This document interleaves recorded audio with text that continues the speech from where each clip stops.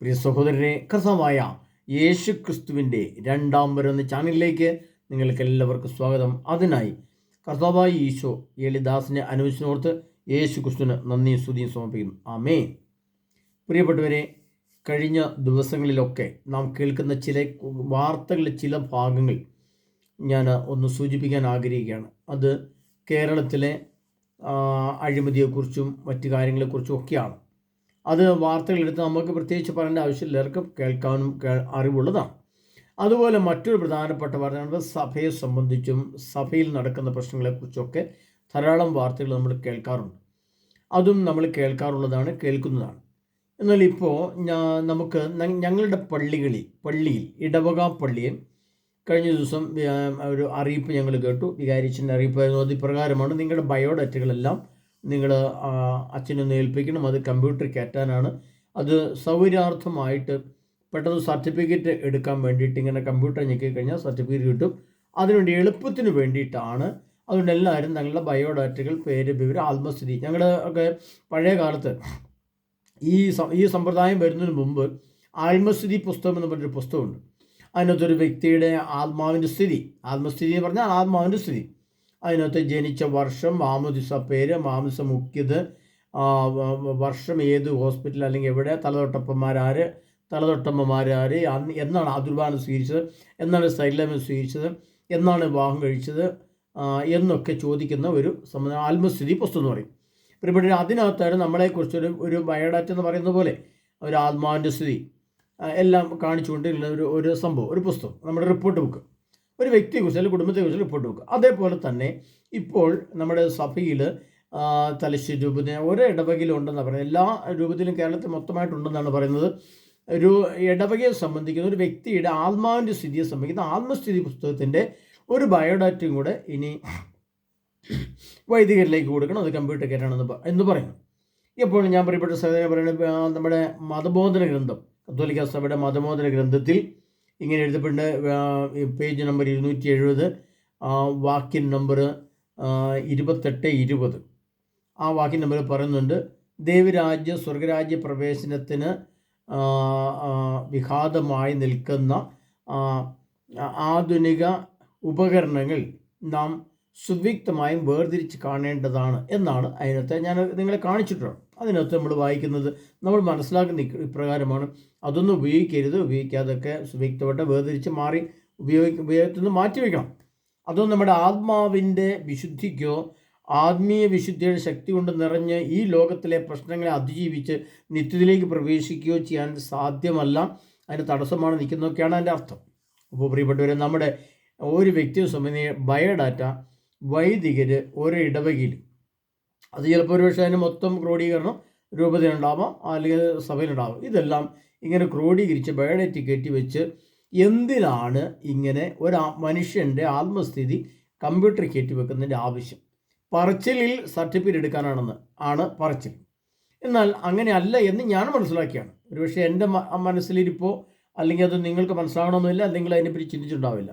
എൻ്റെ മനസ്സിലിരിപ്പം എന്നോട് എൻ്റെ ദൈവത്തിൻ്റെ ആത്മാവ് സംസാരിച്ച ഇപ്രകാരമാണ്: ഈ ബയോഡാറ്റകൾ എല്ലാം ഒരു നിശ്ചിത കാലം കഴിയുമ്പോൾ, അതായത് ചുരുങ്ങിയത് 2 വർഷത്തോടെ കഴിയുമ്പോൾ, പ്രത്യേകിച്ച് 2030 കാലഘട്ടം വരുമ്പോൾ, 26 നമ്മൾ പ്രവേശിക്കുകയാണ്, 28-29 കാലഘട്ടം വരുമ്പോൾ ഇതെല്ലാം എതിർ ക്രിസ്തുവിൻ്റെ കരങ്ങളിലേക്ക് നമ്മുടെ കത്തോലിക്ക സഭയുടെ മുഴുവൻ റിപ്പോർട്ടുകളും പോകും എന്ന് ഞാൻ എൻ്റെ ഇടവക വൈദികനോട് പറയുകയുണ്ടായി.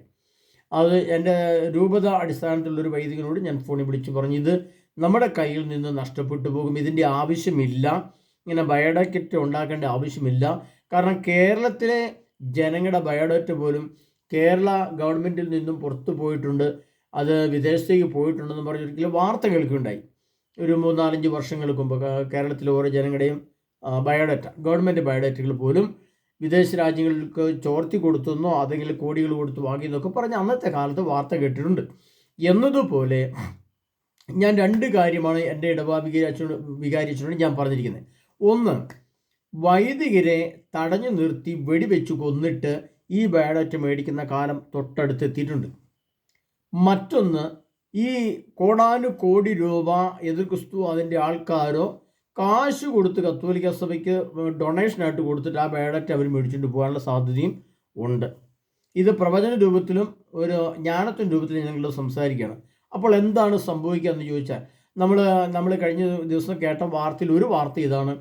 ഒരു 2-3-4 മാസങ്ങൾക്ക് മുമ്പ് വാർത്ത കേട്ടു, കാശ്മീരിൽ ജനങ്ങളുടെ തുണി പൊക്കി നോക്കിയിട്ട് ആരെ എന്താണെന്നൊക്കെ നോക്കിയിട്ട് ആ ജാതി തിരിച്ചറിഞ്ഞിട്ട് വെടിവെച്ച് വന്ന വാർത്ത ലോകത്ത് നമ്മൾ കേട്ടതാണ്. ലോകം മുഴുവൻ ആ വാർത്ത കേട്ടത് കണ്ടത് അറിഞ്ഞതാണ്. ജാതി നോക്കി, എന്ത് മതം എന്ന് നോക്കിയിട്ട്. അതുപോലെ ഇപ്പോൾ നമ്മൾ ഓസ്ട്രേലിയയിൽ കേൾക്കുന്നു, 17 യഹൂദന്മാരാണെന്ന് അറിഞ്ഞതുകൊണ്ട് അവർ വെടിവെച്ചു കൊന്നു. അതുപോലെ ലോകത്തിൻ്റെ വിവിധ ഭാഗങ്ങളിൽ യഹൂദന്മാർ ആക്രമിക്കപ്പെടുന്നു, ഹിന്ദുക്കൾ ആക്രമിക്കപ്പെടുന്നു. ഇനി അതുപോലെ ക്രിസ്ത്യാനികളും ആക്രമിക്കപ്പെടുന്നുണ്ട്. എന്നാൽ ഇനി ഈ ബയോഡാറ്റയൊക്കെ വെച്ചുകൊണ്ട് ഒരു വ്യക്തിയുടെ സമ്പൂർണ്ണ റിപ്പോർട്ട് എത്തേണ്ട കരങ്ങളിൽ എത്തുമെന്നുള്ളത് ഉറപ്പ് തന്നെയാണ്. ഞാനത് വ്യക്തമായിട്ട് പറയുകയാണ്. നമ്മുടെ കത്തോലിക്ക സഭയ്ക്ക് വേണ്ടിയിട്ട് പറയുകയാണ്. മാർപ്പാപ്പ മുതൽ അതിൻ്റെ താഴോട്ടുള്ള എല്ലാ ഘടകങ്ങളും ഇതൊരു അറിയിപ്പായിട്ടോ അല്ലെങ്കിൽ ജ്ഞാനമായിട്ടോ ഇഷ്ടമുണ്ട് കേൾക്കാം. അല്ലെങ്കിൽ ചിലർ കമന്റ് ഇടുന്ന പോലെ എനിക്ക് മാത്രമേ ബുദ്ധിയുള്ളൂ എന്നൊക്കെ, നിനക്ക് മാത്രമേ ബുദ്ധിയുള്ളൂ, ബാക്കിയുള്ളവർക്കൊന്നും ബുദ്ധിയില്ലെന്ന് ചോദിക്കുന്നുണ്ടാവും. പക്ഷേ നമ്മുടെ കൺമുമ്പിൽ കണ്ട കാര്യങ്ങളാണ് ഈ വാർത്തകളിൽ കേൾക്കുന്നത്. ഇതെല്ലാം ഇന്നല്ല നാളെ നമ്മുടെ ബയോഡാറ്റ വെച്ച് നമ്മളെ തൂക്കി ചൂണ്ടി കൊല്ലുന്നൊരു സമയം അടുത്തെത്തി എന്നുള്ള കാര്യം കൂടെ നിങ്ങൾ മനസ്സിലാക്കുക. ഇത് ഗ്രഹിക്കാൻ കഴിവുള്ള ഗ്രഹിക്കട്ടെ. അതുകൊണ്ട് കർത്താവ് പറഞ്ഞത്, നിങ്ങൾ ഇവയെല്ലാം ഗ്രഹിച്ചുവോ എന്ന് മത്തായിയുടെ സുവിശേഷത്തിൽ ഈശോ ചോദിക്കുന്നുണ്ട്. അപ്പം ശിഷ്യന്മാർ ഒന്ന് ആലോചിച്ചിട്ട് പറഞ്ഞു, കർത്താവെ ഗ്രഹിച്ചു എന്ന് പറഞ്ഞതുപോലെ നമ്മുടെ കത്തോലിക്ക സഭയ്ക്ക് ഇനി എന്നാണ് വെളിവുണ്ടാകുക എന്നും നമ്മുടെ മെത്രാന്മാർക്കോ അച്ഛന്മാർക്കോ ഒക്കെ ഇനി എന്നാണ് ഇതിനെപ്പറ്റിയൊക്കെ ബോധം ഉണ്ടാവുക എന്നുള്ളത് ഈ ദൈവത്തിന് മാത്രമല്ല, എനിക്കറിയത്തില്ല. അതിനെപ്പറ്റി ബാറൂക്ക് പ്രവാചകന്റെ പുസ്തകം 3-ാം അധ്യായം അതിൻ്റെ 28-ാം തിരുവചനത്തിൽ ഇങ്ങനെ ഇവിടെ പറയുന്നുണ്ട്. ഇസ്രായേലെ ദൈവത്തിൻ്റെ ആലയം എത്ര വലുതാണ് അത് അന്ന് പറഞ്ഞ് തുടങ്ങിയിട്ട് ശേഷം കർത്താവ് പറയണം, ജ്ഞാനമില്ലാതിരുന്നതിനാൽ അവർ നശിച്ചു, അവരുടെ ഭോഷത്വ നിമിത്തം അവർ നശിച്ചു. ജ്ഞാനമില്ലാതിരുന്നതിനാൽ അവർ നശിച്ചു, അവരുടെ ഭോഷത്വ നിമിത്തം അവർ നശിച്ചു. അവിടുന്ന് ഒരു വചനം മുന്നോട്ട് കയറ്റി വായിച്ചാൽ ഇങ്ങനെ വീണ്ടും പറയുന്നുണ്ട്, പണ്ട് മുതലേ പ്രശസ്തമായ മല്ലന്മാരും അതികായകന്മാരും യുദ്ധവിദഗ്ധന്മാരും അവിടെ ജനിച്ചു. ദൈവം അവരെ തിരഞ്ഞെടുത്തില്ല, അറിവിൻ്റെ മാർഗം കാണിച്ചു കൊടുത്തുമില്ല. ജ്ഞാനമില്ലാത്തതിനാൽ അവർ നശിച്ചു, അവരുടെ ഭോഷത്വ നിമിത്തം അവർ നശിച്ചു. ഇപ്പോൾ നമ്മുടെ കത്തോലിക്ക സഭയിലും സമൂഹത്തിലും കുടുംബത്തിലും സമൂഹത്തിലും രാഷ്ട്രത്തിലും പൊതുവായിട്ട് എപ്പോഴും നോക്കിയാലും ദൈവവചനവും ദൈവനീതിയും ദൈവിക ലിഖിത രൂപത്തിലെ കൽപ്പനകൾ അനുസരിച്ചുള്ള ജീവിതമോ സത്യങ്ങളോ അല്ല നമ്മൾ കാണുന്നത്. എല്ലാം നിയമലംഘനങ്ങളാണ്, അല്ലേ? എന്തും നിയമം ലംഘിക്കാം. കൊല്ലേണ്ടവർക്ക് കൊല്ലാം, തല്ലണവർക്ക് കൊല്ലാം. ഇതെല്ലാം സമൂഹത്തിൽ നടക്കുന്ന കാര്യമാണ്. അതെല്ലാം സഭയിൽ നടക്കുന്നു, ലോകത്ത് മുഴുവൻ നടക്കുന്നു, കുടുംബങ്ങളിൽ നടക്കുന്നു. അപ്പോൾ നിയമത്തിൻ്റെ രീതിയിലോ ദൈവിക പദ്ധതി അനുസരിച്ചോ അല്ല ലോകങ്ങളും കാര്യങ്ങളും പോകുന്നത്. ദൈവനീതി നിന്നൊക്കെ ഒരുപാട് വ്യതിചലിച്ചുകൊണ്ട് കാര്യങ്ങൾ പോകുമ്പോൾ ഇതിൻ്റെ അവസാനം, അതായത് ഇത്തരം രീതിയിലുള്ള ബയോഡാറ്റകളൊക്കെ കൈമാറുക സർക്കാർ തലത്തിൽ അത് ആവശ്യമാണ്. കാരണം എന്താണ്, ഒരു സർക്കാരിന് ഓരോ വ്യക്തിയെക്കുറിച്ചുള്ള ഇത് വിദേശ പൗരനോ ചാരനോ തീവ്രവാദിയോ എന്നൊക്കെ തിരിച്ചറിയാൻ സർക്കാരിന് അത് ആവശ്യമാണ്. എന്ന് വെച്ചാൽ കത്തോലിക്ക സഭയിൽ ഇതിൻ്റെ യാതൊരു ആവശ്യവും ഇല്ല. അതിന് വേറൊരു കാരണം കാരണം നമ്മുടെ അമേരിക്കയിലേക്കും ലണ്ടനിലേക്കും യൂറോപ്പിലേക്കും ഒക്കെയുള്ള പോക്കും ഒഴുക്കും കുറഞ്ഞു. ഇനി അങ്ങോട്ടുള്ള വിദേശ രാജ്യങ്ങളിലേക്ക് പോക്ക് വളരെ കുറവാണ്. അത്യാവശ്യം ഇസ്രായേലിലേക്കോ വല്ല അങ്ങനെ രീതിയിലൊക്കെ കുറച്ച് ചെറിയ 1-2 സ്ഥലങ്ങളിലേക്ക് ഒക്കെയുള്ള പോകാനുള്ള സർട്ടിഫിക്കറ്റുകൾ നമുക്കിനി ആവശ്യമുള്ളൂ. അതിൻ്റെ അളവ് കുറഞ്ഞു. ഇനി പുറത്തേക്കൊന്നും പോകാൻ പറ്റില്ല. ആഗോള യുദ്ധവും അതിൻ്റെ പ്രശ്നങ്ങളും കൂടി വരികയാണ്. ഓരോ രാഷ്ട്രങ്ങളും ഇനി വിദേശത്ത് വരുന്ന ഓരോ വ്യക്തിയും പഠിച്ചും ശ്രദ്ധിച്ചും സൂക്ഷിച്ചും എപ്രകാരമുള്ള വ്യക്തിയാണ് തൻ്റെ രാഷ്ട്രത്തിലേക്ക് കയറി വരുന്നത്, അവൻ്റെ ക്വാളിഫിക്കേഷൻ എന്താണ്, അവൻ്റെ യോഗ്യത എന്താണ്, അവൻ ഏത് ജാതി മതം വർണ്ണം എന്ന് തിരിച്ചറിഞ്ഞിട്ട് മാത്രമേ ഓരോ രാഷ്ട്രങ്ങളും സ്വീകരിക്കുള്ളൂ. അപ്പോൾ നമുക്കറിയാം കേരളീയരെക്കുറിച്ചും ഇന്ത്യയെക്കുറിച്ചും ഒക്കെ ഇപ്പോൾ കഴിഞ്ഞ ദിവസം നടന്ന ആ വെടിവെപ്പിനെ കുറിച്ച് അന്വേഷിക്കുമ്പോൾ ഇന്ത്യക്കാരനാണ് അതിൽ ചില ആൾക്കാരെന്നൊക്കെ വാർത്ത കേൾക്കുകയാണ്. എന്നതുപോലെ പ്രിയപ്പെട്ടവരെ, നമ്മുടെ ഈ ഭോഷത്വം, നമ്മൾ വിചാരിക്കും സഭയിലെ തലപ്പത്ത് നിൽക്കുന്ന മെത്രാന്മാരും അച്ഛന്മാരും കർദിനാൾമാർക്കും ഒക്കെ എത്രയോ ജ്ഞാനവും ബുദ്ധിയും ബോധമുള്ളവർ, അവരൊക്കെ ഭയങ്കര ഡോക്ടറേറ്റ് ഉള്ളവരാണ്. 8 വർഷം 10 വർഷമൊക്കെ തിയോളജി സൈക്കോളജിയൊക്കെ പഠിച്ച് ഇറങ്ങിയൊരു വൈദികനായിട്ട് അല്ലെങ്കിൽ ഒരു മെത്രാനായിട്ട് ഒരു കർദിനാളായിട്ട് സഭയെ നിയന്ത്രിക്കാനായിട്ട് സഭാതലത്തൊക്കെ ഉള്ളവരല്ലേ. അവർക്കൊക്കെ എത്രയോ ജ്ഞാനവും അറിവുമുണ്ട്. അവരൊക്കെ അല്ലേ കാര്യങ്ങളിങ്ങനെ അവർക്കറിയത്തില്ലേ ഇതൊക്കെ നഷ്ടം വരുമെന്നോ അല്ലെങ്കിൽ നമ്മളെ ഉപദ്രവിക്കാനുള്ള ആളുകൾ എത്തിപ്പെടുമെന്നൊക്കെ അവർക്കറിയത്തില്ലേ, ചിന്തിക്കും. പക്ഷേ പ്രിയ സഹോദരെ, ഇതിൻ്റെ അവസാനം വിശുദ്ധ ഗ്രന്ഥപ്രകാരം സംഭവിക്കുന്നത് എന്താണെന്ന് സഭാ നേതൃത്വത്തിന് ഇപ്പോഴും അറിയത്തില്ല. അതുകൊണ്ട് തന്നെയാണ് ഇതൊക്കെ ഇത്തരം ആവശ്യങ്ങൾ പെടുന്നത്. എന്നിട്ട് മറ്റൊന്ന് സംഭവിക്കുകയാണ്, ഈ ഓരോ ഇടവകയിൽ നിന്നും കളക്ട് ചെയ്യുന്ന ഇത്തരം ബയോഡേറ്റകളിൽ നിന്ന് വിദേശത്ത് എത്ര ആളുകളുണ്ട്, ഒരിടവകയിൽ 1000 വീട്ടുകാരുണ്ടെങ്കിൽ 1000 വീട്ടിൽ ഉള്ള ആളുകളിൽ എത്ര ആളുകൾ വിദേശത്തുണ്ട്. ആ വിദേശത്തുള്ളവരുമായിട്ട് ഇവർ ഫോൺ സമ്പർക്കം നടത്തി അവിടുന്ന് കിട്ടുന്ന പൈസകളും കളക്ട് ചെയ്ത് ഇവിടെ വലിയ ഭീമാകാരമായ പള്ളികൾ, കോടാനുകോടിയുടെ പള്ളികളൊക്കെ പണിത് അതിൽ നിന്ന് കിട്ടുന്ന പൈസയൊക്കെ ഓരോ രീതിയിലൊക്കെ അവർ ഉപയോഗിക്കാൻ പറ്റുന്നതൊക്കെ ഉപയോഗിച്ച് അഴിമതിയും തട്ടിപ്പും വെട്ടിപ്പും നടത്തുന്ന ഒരു സംവിധാനമായിട്ട് ഒരു ബദൽ ഗവൺമെൻറ് പോലെ കത്തോലിക്ക സഭ അധംപതിക്കുമ്പോൾ ഓർത്തോ കത്തോലിക്ക സഭയെ നമ്മുടെ നേരെ വരുന്നത് വാളാണ്. അതുകൊണ്ടാണ് വെളിപാടിൻ്റെ പുസ്തകത്തിൽ പറയുന്നത്. എന്താ വെളിപാടിൻ്റെ പുസ്തകത്തിൽ പറഞ്ഞിരിക്കുന്ന കാര്യം ഞാൻ പറഞ്ഞത്, വാളിനുള്ളവൻ വാൾത്തലയിലേക്ക് പോട്ടെ. കർത്താവ് അതിനുണ്ട് വെളിപാട് 13. ഇവിടെയാണ് വധിക്കപ്പെട്ട കുഞ്ഞാണ്ട് ജീവഗ്രന്ഥത്തിൽ ലോകസ്ഥാപനത്തിൽ പേരെഴുതപ്പെടാത്തവരായി ഭൂമിയിൽ വസിക്കുന്ന സർവരും അതിനെ ആരാധിക്കും. ചെവിയുള്ളവൻ കേൾക്കട്ടെ. തടവിലാക്കപ്പെടേണ്ടവർ തടവിലേക്ക് പോകുന്നു. വാളുകൊണ്ട് വധിക്കപ്പെടുന്നവൻ വാളിന് ഇരയാകണം. ഇവിടെയാണ് വിശുദ്ധരുടെ സകലശക്തിയും വിശ്വാസവും ജ്ഞാനവും വിവേകവും. ഇവിടെ ജ്ഞാനവും വിവേകവും ഉള്ളവന് പല കാര്യങ്ങളും ഇങ്ങനെ തിരിച്ചറിയാൻ പറ്റും, വചനത്തിൻ്റെ അടിസ്ഥാനത്തിൽ മനസ്സിലാക്കാൻ പറ്റും. പക്ഷേ നമ്മുടെ സഭയിലുള്ള നമ്മുടെ ഡോക്ടറേറ്റുള്ള അച്ഛന്മാർക്കും മെത്രാന്മാർക്കും ഒന്നും ഇത് മനസ്സിലാകുന്നില്ല, ഗ്രഹിക്കാൻ പറ്റുന്നില്ല. ഇപ്പം നമ്മളെപ്പോലെ ആരെങ്കിലും പറഞ്ഞാൽ അടുത്ത കമൻറ്റ് വരുന്നത് എന്നാന്ന് ചോദിച്ചാൽ, നിങ്ങളാണോ അച്ഛന്മാർ ക്ലാസ്സിൽ, നിങ്ങൾക്ക് അച്ഛന്മാരെക്കാളും വലിയ ജ്ഞാനവും അറിവും ക്ലാസ്സുമുള്ള മെത്രാൻ പദവിയുള്ള ആളാണോ നിങ്ങൾ ചോദിക്കുന്നത്? പ്രിയ സഹോദരനെ, നിങ്ങൾ നോക്കിക്കോ, ഇത് അവസാനം എത്തിപ്പെടുന്നത് ആരുടെ കയ്യിലാണെന്നും ഇതിൻ്റെ തിക്തഫലങ്ങൾ എപ്രകാരം സഭയെ ബാധിക്കുമെന്നും ഒരു 2 വർഷം കഴിയുമ്പോൾ നിങ്ങൾക്ക് ബോധ്യമാവും. അന്ന് അയ്യോ അയ്യോ അയ്യോ എന്ന് വിളിച്ചിട്ടൊന്നും ഒരു കാര്യമില്ല പ്രിയപ്പെട്ടവർ. ഇപ്പം ബോധം വേണം, നമ്മുടെ സഭയ്ക്കും ബോധം വേണം, സഭാതലപ്പത്തിരിക്കുന്നവർക്കും ബോധം വേണം. അവരിപ്പോൾ നിലവിൽ നല്ല ബോധമുള്ള രീതിയിൽ അല്ല പ്രവർത്തിക്കുന്നുള്ള എറണാകുളത്തെ കാര്യങ്ങളൊക്കെ നമ്മൾ കാണുമ്പോൾ കേൾക്കുന്നുമുണ്ട്. അപ്പോൾ നാം നമ്മുടെ കുഴി തോണ്ടുകയാണ്. നാം തന്നെ നമ്മുടെ ജീവനെയും ജീവിതത്തെയും വിശ്വാസത്തെയും വിശുദ്ധിയും തള്ളിക്കളയും നശിപ്പിക്കുകയും ഞാൻ ഇന്നലെ നാളെ തോക്ക് ചൂണ്ടി കൊന്നിട്ട് മേടിക്കും, ഇല്ലെങ്കിൽ കോടാനുകോടി കൊടുത്ത് പണം കൊടുത്ത് മേടിക്കും, ഇല്ലെങ്കിൽ ആധിപത്യം റോമിനെ അവർ കീഴ്പ്പെടുത്തുമെന്ന് പറഞ്ഞിട്ടുള്ള സ്ഥിതിക്ക് ഇതൊക്കെ സംഭവിക്കും പ്രിയ സഹോദരങ്ങളെ. അപ്പോൾ നമ്മുടെ ബയോഡാറ്റയൊക്കെ വെച്ച് നമ്മളെ എന്തൊക്കെ ചെയ്യണമെന്ന് അവർക്ക് തീരുമാനിക്കാൻ എളുപ്പമുണ്ട്. അതുകൊണ്ട് പ്രിയ സഹോദരനെ, ബുദ്ധി ജ്ഞാനം വിവേകമുള്ളവരാവുക. ഇതൊക്കെ കേൾക്കുമ്പോൾ അല്പമെങ്കിലും പ്രതികരിക്കുക. അച്ഛന്മാരുടെയൊക്കെ മുഖത്ത് നോക്കിയിട്ട് പറയാം, മെത്രാന്മാരുടെയൊക്കെ മുഖത്ത് നോക്കിയിട്ടെന്ന് പറഞ്ഞു, മെത്രാനെ ഇതൊക്കെ എന്തിനാ, ഇനി എങ്ങോട്ടാ പോകേണ്ടതെന്ന് ചോദിക്കണം. ഒരു 5-6 വർഷം മുമ്പ് ഞങ്ങളുടെ ഇടവകയിൽ സർക്കുലർ വായിച്ചത് 2033 യുഗാന്ത്യമാണെന്ന്. യുഗാന്ത്യമാണെന്ന് അവർ പറഞ്ഞിട്ടില്ല, 2033 മഹാജൂബിലി വർഷമാണ്. യേശുവിൻ്റെ 2000 വർഷത്തെ ജൂബിലി വർഷമാണ്, നമ്മൾ ആഘോഷിക്കാൻ വേണ്ടി ഇരിക്കുകയാണ് എന്നൊക്കെ പറഞ്ഞുകൊണ്ട് ഓരോ കാര്യങ്ങൾ കേട്ട് ഞാൻ അതിനെപ്പറ്റി ഒരു ലേഖ ഉണ്ടായിരുന്നു, ഞാൻ കാണിച്ചു തരാം, നിങ്ങൾക്ക് അപ്പോൾ മനസ്സിലാവും. ഇത് പ്രിയപ്പെട്ടവരെ, നിങ്ങൾ ഇത് കാണും. ഇത് കത്തോലിക്ക സഭയുടെ ആളുകൾ അടിച്ചിറക്കിയതാണ് 2033 യുഗാന്ത്യം തന്നെ എഴുതിയിരിക്കുന്നത്. 2033 മഹാജൂബിലി, അതിനെപ്പറ്റിയൊക്കെ ഇത് വേഡ് ഇവാഞ്ചലേഷൻ 2030 ക്രിസ്ത്യൻ മധ്യസ്ഥ പ്രാർത്ഥന ടീമുകൾ. ഇത് ഞാൻ വെറുതെ പറയുന്നതല്ല, ഇതൊക്കെ പച്ചയായ സത്യങ്ങളെ കൃത്യമായിട്ട് മനസ്സിലാക്കി ബോധ്യപ്പെട്ടാണ് നിങ്ങൾ സംസാരിക്കുന്നത്. അപ്പോൾ സഭാ തലപ്പത്തിരിക്കുന്നവർ തന്നെ 2030 മഹാജൂബിലി ആണെന്നും അത് പറയുന്ന ഭാഗം മഹാജൂബിലിയാണ്. യുഗാന്ത്യം എന്ന് ബൈബിളിൽ എഴുതിയിരിക്കുന്നത് 2033 യുഗാന്ത്യമാണെന്ന്. എന്തുകൊണ്ടാണ് 2033 യുഗാന്ത്യമാകുന്നത്? 2000 വർഷം പൂർത്തിയാകുന്നത് 2033 അതുകൊണ്ടാണ് വെളിപാടിൻ്റെ പുസ്തകം 20-ാം അധ്യായം 7-ാം തിരുവചനത്തിൽ കർത്താവ് ഇങ്ങനെ പറയുന്നുണ്ട്. അത് വ്യക്തമായിട്ട് ഇതിനെ പറ്റി പറയുന്നുണ്ട്. അവരിങ്ങനെയാണ് പറഞ്ഞിരിക്കുന്നത്, 1000 വർഷം തികയുമ്പോൾ സാത്താൻ ബന്ധനത്തിലും മോചിതനാവും. എന്നാണ് ഈ 1000 വർഷം തികയുന്നത്?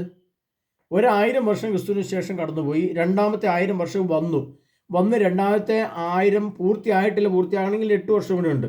2025 8 33 നമുക്കറിയാം. അപ്പോൾ ഈ 33ലേക്കാണ് ലോകം പോകുന്നത്. നിങ്ങൾക്ക് അല്പമെങ്കിലും ബോധം ഉണ്ടെങ്കിൽ പ്രിയ സഹോദരങ്ങളെ, നിങ്ങൾ ചിന്തിക്കുക. നമ്മൾ പറയുമ്പോൾ നിങ്ങൾ ഏത് കമൻറ്റൊക്കെ ഇടുന്നവരുണ്ട്, ഇട്ടോട്ടെ, ഇടുന്നതിൽ കുഴപ്പമുണ്ടായിട്ടല്ല, പക്ഷെ അവർക്കും കൂടെ ബോധ്യമാണ് ഇത് ശരിയോ തെറ്റോ. അപ്പോൾ 2033 എന്ന സംഖ്യയിലേക്ക് ലോകം അവസാനിക്കുകയാണ്. 2000 വർഷം പൂർത്തിയാണ്. അതിന് മത്തായിയുടെ സുവിശേഷം പറഞ്ഞ യുഗാന്ത്യം എന്നാണ്. യുഗാന്ത്യം എന്നാണ് അവരുടെ ഭാഷ. കൊറിന്തോസ്യരുടെ ലേഖനത്തിൽ പൗലോസ് പറയുന്ന ഇപ്രകാരമാണ്, യുഗങ്ങളുടെ അന്തിമഘട്ടം നമ്മിലാണല്ലോ വന്നെത്തിയിരിക്കുന്നത്. ഇത് തിന്മയുടെ യുഗമാണ്. ഇതൊക്കെ കർത്താവ് പറഞ്ഞിട്ടുണ്ട്. അപ്പോൾ നമ്മുടെ സഭയ്ക്ക് ഇപ്പോഴും അതിനെപ്പറ്റി ചിന്തയോ ബുദ്ധിയോ ബോധ്യമോ ഒന്നും വന്നതായിട്ട് ഞാൻ കാണുന്നില്ല. എൻ്റെ കാഴ്ച കാണുന്നില്ല. നിങ്ങൾക്ക് അത് ബോധ്യം വരുന്നുണ്ടെങ്കിൽ ആയിക്കൊള്ളട്ടെ. അപ്പോൾ പ്രിയ സഹോദരങ്ങളെ, ഈ 33ലേക്ക് വരുമ്പോൾ എന്താണ് സംഭവിക്കുക?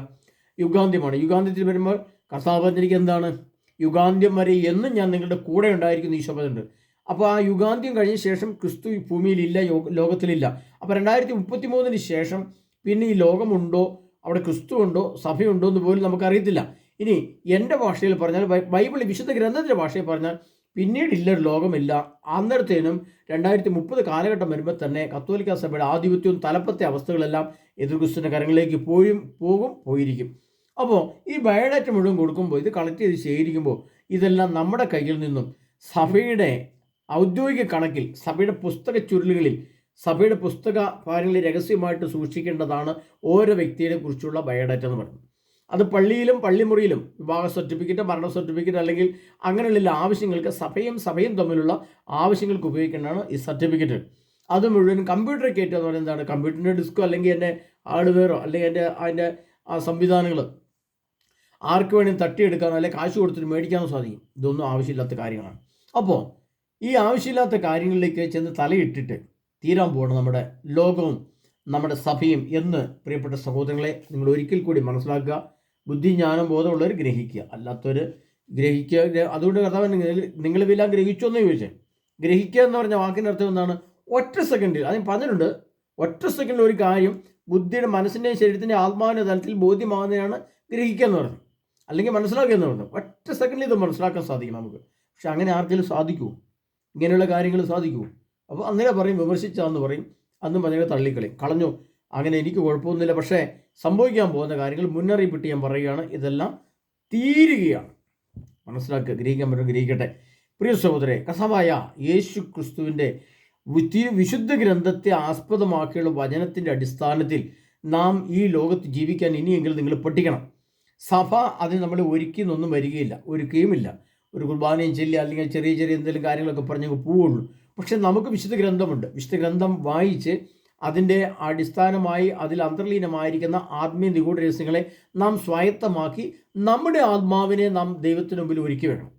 അതാണ് മെയിൻ പ്രശ്നം. സഭയുടെ മുമ്പിലല്ല നമ്മുടെ ആത്മാവിനെ നമ്മൾ ഒരുക്കേണ്ടത്. കർത്താവായി യേശു ക്രിസ്തു ഇന്നലെ നാളെ വരുന്നു, അല്ല നാം ഈ ലോകത്തുനിന്ന് മരണത്തിലൂടെ കടന്നു പോകുന്ന അവസ്ഥ വന്നു കഴിഞ്ഞാൽ ഞാനും എൻ്റെ യേശുവും തമ്മിൽ എൻ്റെ ആത്മാവ് എങ്ങനെയായിരിക്കണം? അത് മാത്രമാണ് നമ്മുടെ മുമ്പിലുള്ള ചോദ്യവും ഉത്തരവും. അതിനുള്ള തയ്യാറെടുപ്പ്, അതിപ്പം ഞാൻ മരണത്തിലൂടെ കടന്നു പോയി കഴിഞ്ഞപ്പം ഞാൻ പിന്നെ എൻ്റെ ദൈവത്തെയാണ് കാണുന്നത്, പിന്നെ ഒന്ന് സാത്താനെ കാണുന്നത്. നമ്മുടെ പള്ളിയും സഭയും ലോകവും അച്ഛന്മാരും മെത്രാന്മാരും ആരുമില്ല, കൂടപ്പുറപ്പുകളോ ഭാര്യ മക്കൾ ആരുമില്ല. ഞാനും യേശുവും ഞാനും സാത്താനും, 3 പേര്. അതിൽ ഞാൻ യേശുവിൻ്റെ കൂടെയുള്ളതാണെങ്കിൽ യേശുവിൻ്റെ കൂടെ അങ്ങോട്ട് അക്കരയ്ക്ക് കയറി പോകാൻ പറ്റും, അല്ലെങ്കിൽ ഇക്കരയിലിട്ട് തന്നെ കിടക്കുകയും ചെയ്യും.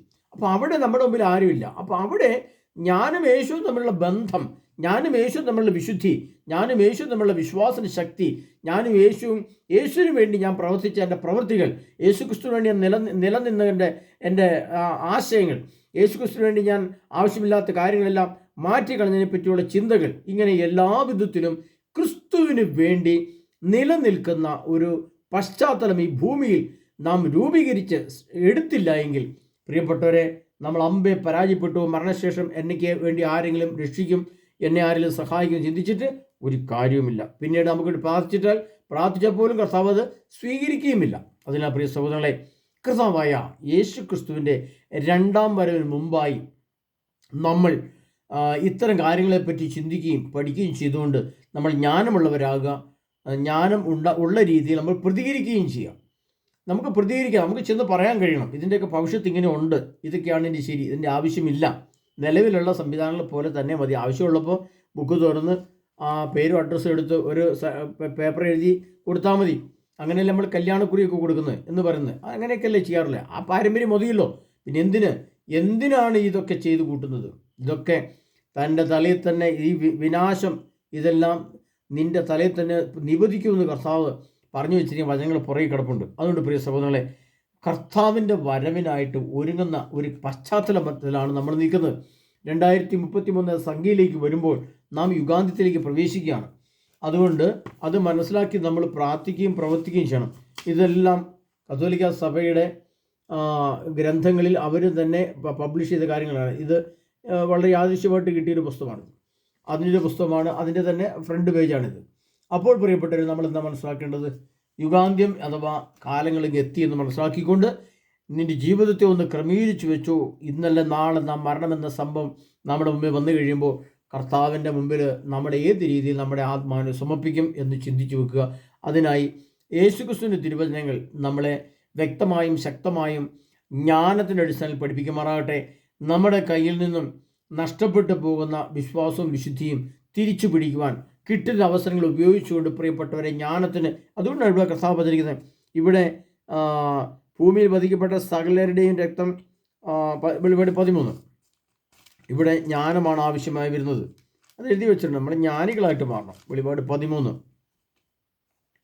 ഇവിടെയാണ് വിശുദ്ധരുടെ സകലശുദ്ധിയും വിശ്വാസവും. ഇവിടെ ജ്ഞാനമാണ് നമുക്ക് ആവശ്യമായി വരുന്നത്. ജ്ഞാനം ആണ്, അറിവല്ലാണ്. ഇത് അറിവിൻ്റെ തലമാണ്. അറിവിൻ്റെ തലം, ജ്ഞാനത്തിൻ്റെ തലം, അതീന്ദ്രിയ പ്രബോധന വരം. അപ്പോൾ അറിവിൻ്റെ തലത്തിൽ സർട്ടിഫിക്കറ്റ് ഉണ്ടാക്കാനാണ്. അത് അച്ഛന്മാർക്ക് എളുപ്പത്തിന് വേണ്ടിയിട്ടാണ്. അയ്യോ അത് വേറെ എങ്ങോട്ടെങ്കിലും കൊണ്ടുപോകുന്നില്ല, അത് പള്ളി ഭദ്രമായിട്ട് സൂക്ഷിക്കും, നഷ്ടം. ഇതാണ് അറിവിൻ്റെ തലം. ജ്ഞാനത്തിൻ്റെ തലം വരുമ്പോൾ ഇതിൻ്റെ ആവശ്യം ബൈബിളിൽ എഴുതിയിട്ടില്ല. ബൈബിൾ എന്ന് പറയുന്നത് വിശുദ്ധ ഗ്രന്ഥത്തിൻ്റെ വചനങ്ങളെല്ലാം ജ്ഞാനത്തിൻ്റെ തലമാണ്. ജ്ഞാനത്തിനടുത്ത് ഇത് പള്ളി എഴുതിയിട്ടുണ്ടോ? എവിടെയെങ്കിലും വിശുദ്ധ ഗ്രന്ഥത്തിൽ നിങ്ങളുടെ കാര്യങ്ങളെല്ലാം ബയോഡാറ്റകളൊക്കെ ഇതിനൊക്കെ സൂക്ഷിക്കണമെന്നും അച്ഛന്മാരും പത്രന്മാരെല്ലാം കൂടി തീരുമാനിച്ചിട്ടുണ്ടെന്നും പറഞ്ഞുകൊണ്ട് നിങ്ങളുടെ ബയോഡാറ്റകൾ ഇങ്ങനെ പള്ളി കൊണ്ട് കൊടുക്കണം, കമ്പ്യൂട്ടർ കയറ്റി വെക്കണം, എവിടെയെങ്കിലും ബൈബിൾ എഴുതിയിട്ടുണ്ടോ? അതിൻ്റെ ആവശ്യമുണ്ടോ? ഇനി എങ്ങോട്ടാണ് പോകേണ്ടത്? ഒരിടത്തേക്കും പോയില്ല. പോയാലും തിരിച്ചു വരില്ല. ഇപ്പോൾ പോകാൻ വേണ്ടി തയ്യാറെടുക്കുന്നവർ ഇപ്പം വേണ്ട ചിലപ്പോൾ കയറി പോയേക്കും. ഒരു 6 മാസം കഴിഞ്ഞാൽ ഒരിടത്തേക്കും പോകാൻ പറ്റില്ല. കാരണം ലോകത്തിൻ്റെ ഘടന എല്ലാം മാറും. അതാണ് യുഗാന്തത്തിലേക്ക് പ്രവേശിക്കുന്നത്. യുഗാന്തി 7 വർഷത്തെ യുദ്ധം ഉണ്ടായിരിക്കുന്ന എസെക്കിയേൽ പ്രവാചകന്റെ പുസ്തകം 39 അധ്യായം 7-ാം തീയതി 7 വർഷത്തെ യുദ്ധം ഉണ്ടായിരിക്കും. അതാണ് ലോകാവസാന യുദ്ധം എന്ന് പറയുന്നത്. അത് 27 തുടങ്ങും എന്നത് യാഥാർത്ഥ്യമാണ്. അപ്പോൾ അങ്ങനെ ഇരിക്കെ ഈ ബയോഡേറ്റുകളൊക്കെ ഉണ്ടാക്കി സൂക്ഷിക്കുന്ന ഇതിനകത്തെ പോഷത്വം, അതുകൊണ്ടാണ് ബാറൂഖ് ഇബ്രാഹിം റസൂൽ പറഞ്ഞത്, നിന്റെ പോഷത്വം മൂലം നീ നശിക്കും. ആ നാശത്തിലേക്കാണ് പോകുന്നത്. ഇനി രക്ഷയിലേക്കല്ല പോകുന്നത്, നാശത്തിലേക്ക്, സഭയുടെ നാശത്തിലേക്കാണ് പോകുന്നത്. അത് മനസ്സിലാക്കിക്കൊണ്ട് ബുദ്ധിയും ബോധമുള്ളവർ കർത്താവായ യേശു കൂടെ നിൽക്കുക പ്രിയപ്പെട്ടവരെ. അതിനായി കർത്താവായ യേശു തിരുത്വം നമ്മെ സകല പാപത്തിനും അശുദ്ധിനും മ്ലേച്ഛത്തിനും രക്ഷിക്കുമാറാകട്ടെ. കർത്താവായ യേശുവിന്റെ തിരുവചനങ്ങൾ എൻ്റെ ആത്മാവിനെ പ്രചോദിപ്പിക്കുമാറാകട്ടെ. കർത്താവായ യേശു ക്രിസ്തുവിൻ്റെ പരിശുദ്ധമായ ശക്തി എന്നിൽ നിറയുമാറാകട്ടെ.